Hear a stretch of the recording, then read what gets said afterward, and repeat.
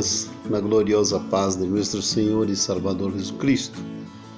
Queria neste devocional ler com vocês uma palavra maravilhosa da parte de Deus em Filipenses, no capítulo de número 1.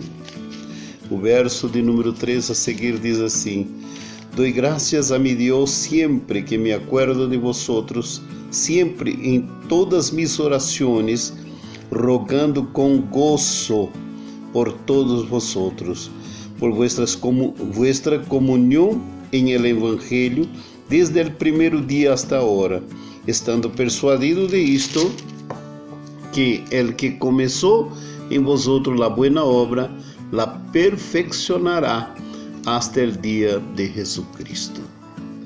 Esta palavra é importante e maravilhosa para entendermos, para compreendermos algo sobre a salvação e algo sobre o gozo, porque há uma grande diferença em entender concernente sentir gozo, alegria, prazer. Um exemplo clássico disto, não? Uma pessoa pode sentir gozo, prazer, por exemplo, quando esta pessoa recebe seu primeiro certificado do colégio. É um gozo, é uma conquista, verdade? Também sente gozo quando chega à universidade, ha logrado algo, um gozo, uma alegria. Gozo, por exemplo, alguns, não? Quando chega ao matrimônio, sente um gozo, que felicidade, logrei. Eu logrei chegar aí, não? É um gozo, é uma felicidade e muitas outras coisas que a palavra de Deus vai mostrando a nós e no dia a dia em que vamos vivendo, vamos aprendendo, vamos descobrindo concernente a esse gozo, esta felicidade. Quando uno se recupera, por exemplo, de uma enfermidade, quando uno logra recuperar-se, não, totalmente de uma enfermidade, há um gozo, há uma alegria em ele, em todos quantos se acercam. Um gozo quando alguém conquista algo na vida, um amigo, um parente, um hijo. Sentimos feliz por isso, verdade? Isso é importante, é um gozo. Pero esse gozo que Pablo está falando é um gozo muito importante, um gozo associado, unido à la salvação. Isso quer dizer que quando nós decidimos por Cristo, sentimos um gozo, uma alegria, um prazer e estamos felizes. Pero o escritor vai ensinando a nós que este gozo desta salvação é oferecido a toda a gente que viene a Cristo Jesus. Pablo habla isso lá, quando empieza a hablar a los creyentes em Roma, não? Pablo habla isso lá em Romanos, no capítulo 1, no verso 5, verso 6, diz que todos os que são chamados por Deus para a salvação, há um gozo, há uma alegria, e isto é maravilhoso. Você vê que a pessoa, quando recebe a Cristo, e nesse dia há uma alegria, há um gozo, há uma felicidade, que as pessoas sentem, cada um de nós, e eu senti, creio que você também quedou muito feliz em este dia em que ha recebido a Cristo como Salvador, verdade? Pero Jesus explica dentro da parábola, quando ele começa a falar da palavra do sembrador, não? Lá em Mateus, no capítulo de número 13, você encontra esta explicação a partir do verso 18. Jesus começa a dizer que esta palavra, quando a pessoa recebe, é um gozo, pero se descuida um ratito, o inimigo vem e quita esta palavra. Ou então, esse gozo que a pessoa sentiu, quando vêm as primeiras lutas, os primeiros problemas, a pessoa perde esse gozo. Pero Jesus mostra a nós que esse gozo é necessário ser completo. Não pode só iniciar esse gozo, é necessário ser completo.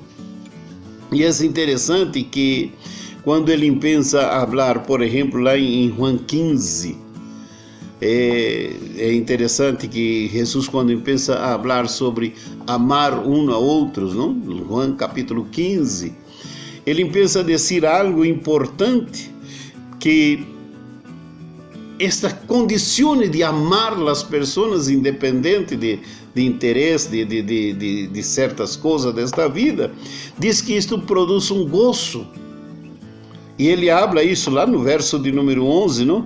Para que mi gozo esteja em vosotros e vuestro gozo seja cumprido. Que coisa interessante. É importante. Essa alegria, esse prazer seja cumprido ou completo, como queira, não? É algo incrível. Também encontramos este mesmo sentido da palavra, essa preocupação de que a pessoa sinta esse gozo que a salvação traz para a pessoa. No capítulo 17, quando Jesus ora por seus discípulos, ele pensa a dizer sobre isto, não? Lá no verso de número 13, ele vai dizendo assim: Padre, eu me vou a ti, pero eles estão em el mundo. Eu quero, Padre, que tu pueda bendecirlo, cuidá-lo, ajudá-los, de tal maneira que eles puedan sentir esse gozo mío em eles completo. Eles puedan estar satisfeitos. Ele disse: eu estou falando mientras estou em el mundo, pero eu vou a ti. Ele não havia passado todavia por la cruz, não havia passado por tanto sofrimento, pero ele queria que os creyentes entendieram isto, que o sofrimento, os dolores, as coisas, as consequências que iam a venir, isso não poderia quitar o gozo da salvação da vida de uma pessoa. É incrível isto, e Pablo mostra isto para nós com uma claridade muito grande, não? Lá no livro de Hechos, no capítulo 5, encontramos também algo interessante, quando Pedro e Juan, verdade, são perseguidos por falar de Jesus. Eles começam a falar de Jesus ali entre o povo, e a gente se molesta muito com isto, e o golpeiam. E alguém diz assim: he dicho a ustedes que não hablen no nome de Jesus. Pero Pedro diz assim: mais importa obedecer a Deus do que a los hombres.